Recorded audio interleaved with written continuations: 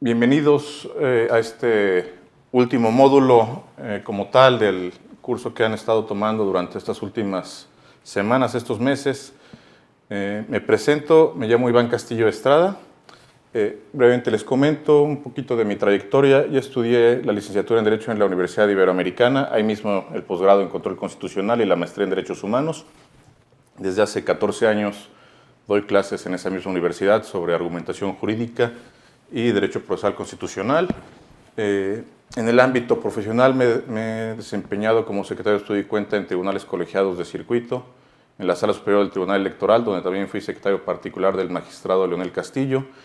Y en toda esta experiencia judicial y tanto académica, he trabajado directamente con el juicio de ponderación al resolver los casos. Actualmente lo desarrollo también, pero desde el ámbito no jurisdiccional en sentido estricto, ya que soy consultor en Derecho Constitucional y Electoral. Postulo casos, soy litigante también en todos estos temas de Derecho Constitucional y Electoral. Digamos, a grandes rasgos, esa es mi trayectoria. El tema que nos ocupa y que estaremos trabajando esta semana es la práctica del juicio de ponderación. Como ustedes saben, el juicio de ponderación es una herramienta fundamental hoy en día en la teoría y práctica de la interpretación constitucional. Existe abundante bibliografía. Ustedes han estudiado la semana pasada, y entiendo, varios cursos con teoría y práctica del juicio de ponderación. Conocen las fórmulas, han leído seguramente a Robert Alexy, que es uno de los autores principales, cómo lo ha entendido la Suprema Corte, cómo lo ha entendido el Tribunal Electoral, cómo lo trabajan los tribunales colegiados. Además, por el perfil de todos ustedes como juzgadoras y juzgadores, seguramente día con día estudian el juicio de ponderación. Entonces, no sé si hay una ventaja o una desventaja, porque ustedes son expertos, peritos en la materia. Entonces, en ese sentido, la ventaja es que podemos platicar y las lecturas no se les harán extrañas, los casos los entenderán bien. Y lo malo es que quizá tengan tanto conocimiento en la materia que se les haga muy sencillo esta unidad. Esperemos que no sea así. Trabajamos mucho en la selección de los casos y las lecturas. Pues en este contexto, tomando en cuenta el foro al que va dirigida el curso, hemos diseñado el curso de esta semana con miras a cubrir dos objetivos. El primero sería plantear de manera precisa las controversias entre derechos fundamentales, destacando sobre todo el estado de causa o los puntos a resolver en la controversia. Desde mi experiencia, y según hemos podido apreciar desde la doctrina también, el planteamiento del problema ha sido uno de los puntos centrales de toda la argumentación e interpretación jurídica. Un planteamiento incorrecto del tema, un entendimiento a medias de la controversia nos va a llevar con muchísima seguridad o con un alto grado de probabilidad a una resolución incorrecta o por lo menos alejada de los cánones que se pretenden tutelar. Entonces, en ese sentido, gran parte de los casos prácticos tienen que ver con este punto, con plantear precisamente la controversia, ubicar cuál es la litis, ubicar el estado de causa. Como pueden ver, la gran mayoría de los textos que se dedican a la interpretación y a la argumentación jurídica centran este punto como el eje toral de la argumentación. ¿Cuál es el problema para saber qué voy a resolver? Entonces, ese es el primer objetivo que trataremos de cubrir. Un segundo objetivo, quizá es muy pretencioso, pero es resolver las controversias sobre colisión de derechos conforme al método y argumentación que nos proporciona el juicio de ponderación, precisamente. Para cumplir con este objetivo, propongo un análisis crítico del juicio de ponderación, que ustedes sean críticos con lo que están haciendo, ustedes juzgadoras, juzgadores, funcionarios judiciales, que comprendan que esta herramienta interpretativa, si no se usa de la manera adecuada, nos puede generar más perjuicios que beneficios.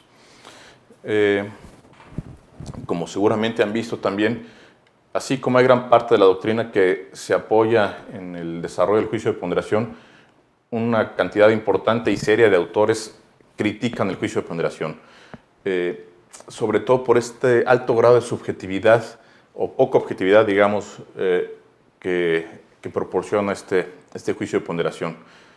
Muchas veces, según como el juzgador o el aplicador del derecho entiende un bien jurídico, entiende cómo debe hacerlo, asigna valores en abstracto, como a su leal saber entender, toma una decisión y después solamente trata de justificarla. De igual manera, hemos visto que en ocasiones los órganos que lo aplican, los tribunales colegiados, sala superior, tribunal electoral, utilizan el vocabulario del juicio de ponderación más que como una herramienta para impartir justicia, como un conjunto de lugares comunes en donde se menciona idoneidad, necesidad y proporcionalidad, se citan algunos precedentes, se cita la parte de la doctrina, pero al final se apartan de lo que plantean, no siguen la metodología, entonces no sabemos bien a bien hacia dónde voltear cuando nos pasa esto. No hay seguridad jurídica en muchas ocasiones.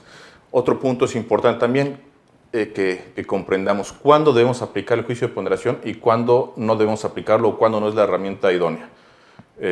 Si ustedes seguramente lo conocen o revisan la jurisprudencia de la Suprema Corte y del Tribunal Electoral, de repente alguna sala, la segunda sala, digamos, por ejemplo, aplica el sistema del juicio de ponderación. De repente la primera sala ha utilizado preferentemente el sistema de escrutinios del modelo estadounidense, digamos, o el más apegado a la doctrina de la Corte Suprema de los Estados Unidos de Norteamérica. En ocasiones utilizan una subsunción, o en otras se decantan por un sistema más bien del corte del Tribunal Colombiano o del Tribunal Español, del Tribunal Europeo de Derechos Humanos. Entonces, uno como justiciable de repente necesitaría tener certeza de cuál es el método interpretativo que le van a aplicar. Me parece que ese es un punto importante. Tiene que haber empatía y además tenemos que conocer cuándo se aplica y cuándo no se aplica. Y si se aplica, tenemos que tener cierto grado de predictibilidad de hacia dónde nos va a llevar la aplicación de ese método. Porque aún sabiendo que se aplica, en qué caso se aplica, si no podemos tener este grado de predictibilidad, ahí es donde sería un problema el juicio de ponderación. En este sentido, gran parte de los jueces, magistrados de las judicaturas prefieren seguir utilizando la subsunción, parece algo más racional. ¿Por qué? Porque tenemos la base de la subsunción lógica es, teniendo premisas verdaderas, la conclusión es necesaria y verdadera. Entonces, eso da mucha tranquilidad. No obstante, hoy en día podemos afirmar, creo que eso es un punto de partida de cualquier interpretación o argumentación actual, la subsunción es insuficiente. Necesitamos la herramienta del juicio de ponderación, necesitamos aplicarla bien y hacia eso nos vamos a dirigir esta semana. Bueno, esos serían los objetivos. La mecánica docente. La mecánica docente está detallada en la guía de la unidad que está en la plataforma, que la pueden consultar o ya la consultaron. Entiendo que ya la deben de haber consultado. Pero brevemente, solo para recordarlo. Se basará en términos generales en lo que ha sido este curso, un foro de preguntas, se dejarán 4 casos prácticos y sobre eso habrá retroalimentación del grupo.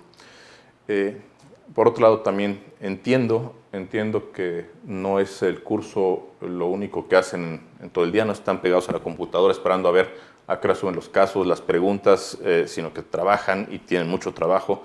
Yo he estado en los órganos judiciales y sé la gran cantidad de trabajo que existe y lo difícil que son los casos.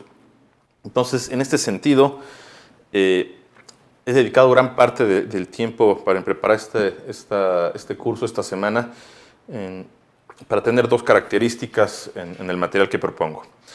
Estoy proponiendo lecturas y casos prácticos que tengan 2 requisitos. Espero haberlo logrado. Lecturas que tuvieran una extensión relativamente limitada, breves, pero que toquen los puntos esenciales que quisiera transmitir. Y segundo, que no solo fueran descriptivos, sino que asumieran una posición crítica y que fueran interesantes para su lectura, que se les hiciera algo ameno. En ese sentido, estoy proponiendo 3 artículos, uno que viene en este libro de 5 años de jornadas académicas de Michoacán, una selección de Roberto Gargarella, Teoría y Crítica del Derecho Constitucional, y el principio de proporcionalidad y los derechos fundamentales de Carlos Bernal Pulido.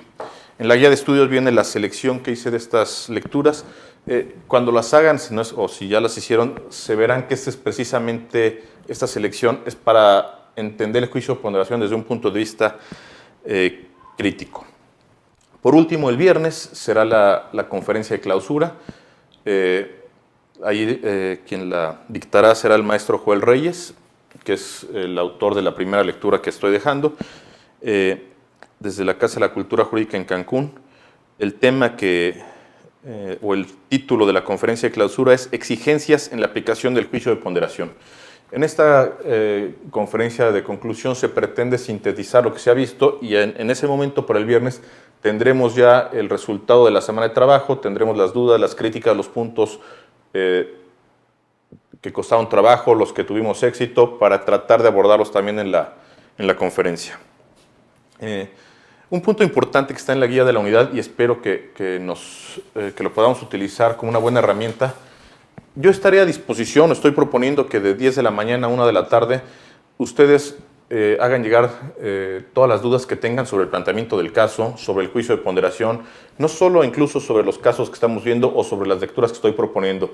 Si ustedes tienen algún comentario, alguna duda sobre alguno de los temas que han visto en unidades previas, con gusto, si está en mis manos, lo trataremos de resolver, pero por lo menos nos dará luz a todos más bien sobre hacia dónde dirigir la plática, hacia dónde hacer énfasis en los comentarios. Entonces, ojalá aprovechen este foro que va a estar todos los días para recibir cualquier tipo de comentarios, dudas, sugerencias para mejorar o lo que ustedes propongan para que el curso de esta semana lo hagamos entre todos. Pues adelante y mucho éxito en la semana y estoy a sus órdenes.